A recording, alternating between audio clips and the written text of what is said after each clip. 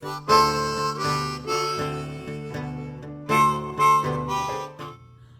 to see you all again, and welcome back for week 4 of Simple Machines. Today, we're going to be taking up another step, and we're going to be learning about how we use electricity to create motion.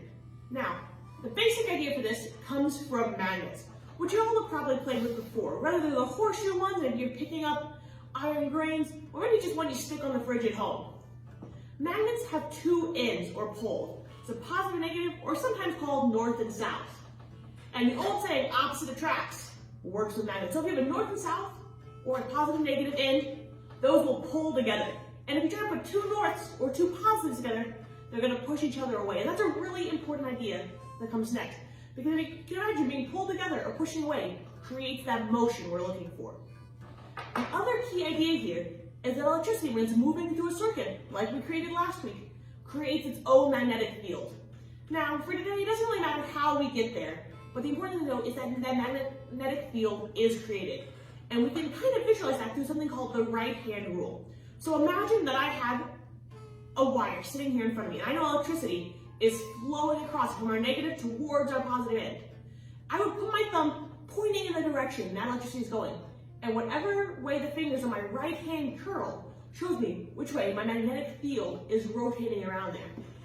And as you can probably guess by the name rotating, that means our magnetic field is constantly moving. So we're going to put that into practice by using that constantly moving magnetic field created by an electrical circuit combined with a magnet to create our very own spinning electric motor. So the basic things we're going to need today is we're going to need some batteries. Probably the same batteries you used last week, which I know is the case for me, which unfortunately means that once again, I've got a dead battery. So I'm going to have to show you a separate clip of a motor I made a couple of years ago at the end to show you how it looks with a working battery. We're going to need some paper clips or something else metallic so it's conductive to create a bracket for holding our motor. You're going to need a magnet. One like this that came off the fridge is great. Maybe a little button magnet that used to be on the back of refrigerator magnets. Anything like that works. Now this would be one you're probably going to want to grab an adult for because you're going to need some wire cutters and wire strippers or pliers and a knife, something to be able to cut some insulation off some wire. Some duct tape comes in very handy to hold everything together. And last but certainly not least is you're going to need some wire. Now the basic idea is we're going to be using our wire to create a loop that's going to strengthen our magnetic field. And as that is affected by the magnet, which is right below it on top of our battery, it's going to cause this to spin, showing how that electricity and magnetism can create our very own motor. So let's get started making our motor. The first thing we need to do is prep our wire. If your wire is like mine, where the thinner wire is inside an outer sheath, go ahead and grab some wire strippers or a knife with an adult's help and go ahead and cut out the inner wire out of that outer shell so that you just have your thinner inner wire. Then, also on the ends, we want to make sure there's a little bit of the plain wire exposed. So go ahead and strip off a little bit of insulation there as well.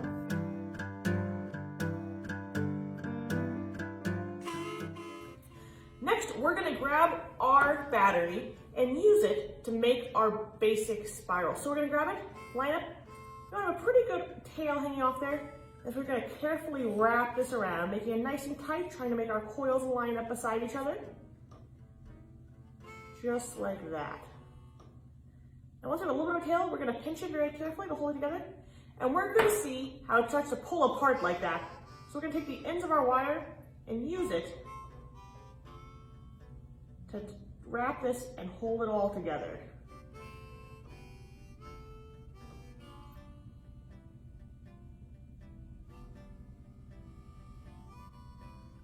On both sides.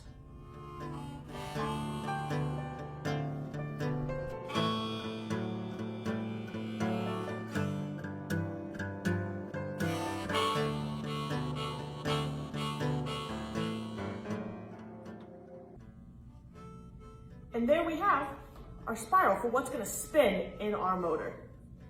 The next thing we need to do is grab our battery. Now your battery might have a tendency to roll away, so what I like to do is grab a little strip of duct tape and tape it to the table so it doesn't try to get away from me.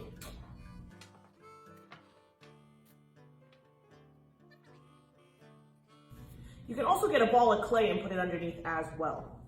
Next, we're going to grab our magnet. I'm just going to throw that right on top there. Now our last part we need some sort of conductive holder to hold our loop above our magnet so that charge goes through it and creates a magnetic field and can spin.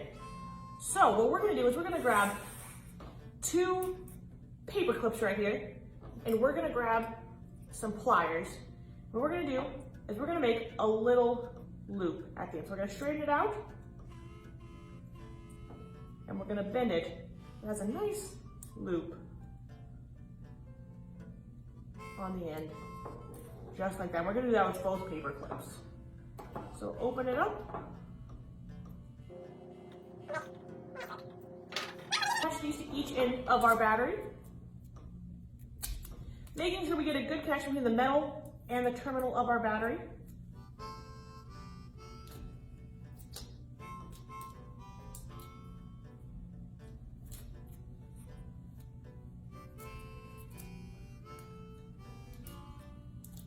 Just like that. And then the last step is to put our wire loops through the top. Right there, it'll complete our circuit and the electricity can flow through. Now, unfortunately, like we talked about, this battery is dead, but here's a video of one I made a couple of years ago where you can see it in action.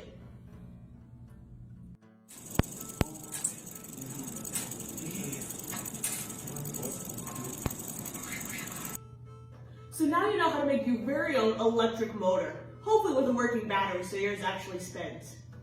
Now, over the past 4 weeks, we've learned about so many cool things. We learned about our 6 simple machines, springs, building circuits, and now we've got electric motors.